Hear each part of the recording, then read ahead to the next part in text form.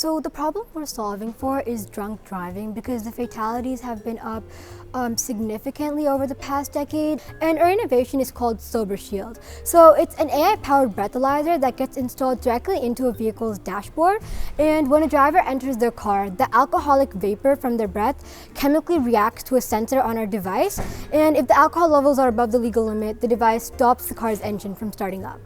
So we are having our demo day at Tucker High School in our auditorium. It's for our program for the Henrico Innovation Challenge. In the past months, these students have attended our workshops and they've learned like prototyping, they've learned design thinking, they've learned like the steps of a typical entrepreneurship process.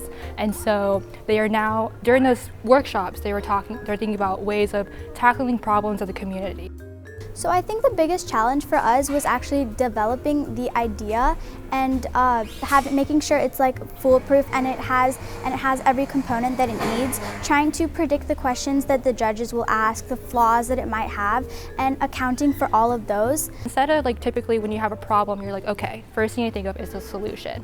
But during these sessions, these students are forced to slow it down a bit and actually think about why you're creating this in the first place. And so I think that really made them into a better thinker and innovative person. So I would totally recommend for someone to do this challenge, but yeah, there is a lot of work involved, like research, working on presentations, scripting. You have to be really confident and passionate about your innovation.